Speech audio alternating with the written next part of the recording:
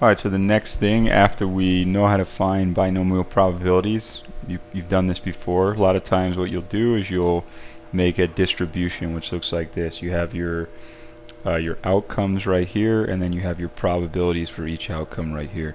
So a real simple example is if you roll a die. Here's an example of a probability distribution. You could get those outcomes when you roll a 6-sided die, and each one has a 1 in 6 chance of happening. That's a very simple example. I'll show you how to do it using using binomial probabilities now. Alright, so here's the example. It's a survey of US adults asking them how they access social media. 7 adults participated, so 7 is going to be the N, because remember N is like the number of trials, or in this case the number of participants. Okay, and they were asked whether they use a cell phone, so that's why this is a binomial. Success counts as using a cell phone. So the P value would be, there's a 46% chance coming from right here that we pick somebody who uses a cell phone. And the Q value would be 1 minus 0.46, which turns out to be 0.54. Okay, and then we want a binomial probability distribution for the number of adults who said yes. Now you might say, what is the X value? X is supposed to be the number of successes. And the answer is X could be any of these numbers. We could have 0 of the 7 who said they use a cell phone, or 1 of the 7, or 2, or all the way to 7. Okay, so how do you do this? Well, I'll just show you what theirs looks like. You basically have to find those values which we found. We said N is 7 adults, P is the chance of picking an adult who had a cell phone, and Q is the chance of failing. Okay, and then you have to make a table, and the X's will be the possible outcomes, 0 to 7.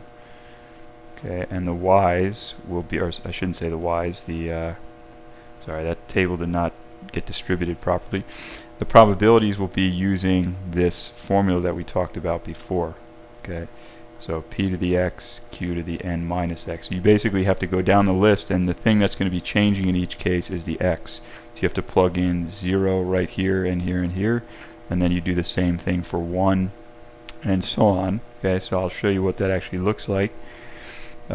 Here is their distribution. So you could see the table for 0. Where did this number come from? It come from using the probability formula, plugging in 0 for the X, and you come out with that number. Where did the 0.0798 come from? It came from plugging in 1 for X, and you can see they get it right there. Okay, so it's a little bit time consuming. On a test or a quiz, you probably would not have 7 outcomes. It would probably be something less than that, like 2 or 3. But the point is, if you were to add these probabilities together, I want to make sure this makes sense, you get a 100% chance. What's the chance that either 0 adults, or 1 adult, or 2, or 3, or 4, or 5, or 6, or 7 use a cell phone? Well, we only pick 7 adults, and so it's absolutely certain that one of these outcomes occurred. If we add all the probabilities together, like the chance that you would pick exactly 3 adults out of 7 is right here. There's a 28% chance of that happening. And that makes sense because about half the adults use a phone, so that it seems like the most chance is going to occur right around half of 7, somewhere between 3 and 4. But if you add them up all like that, you'd have a 100% chance of that happening right there.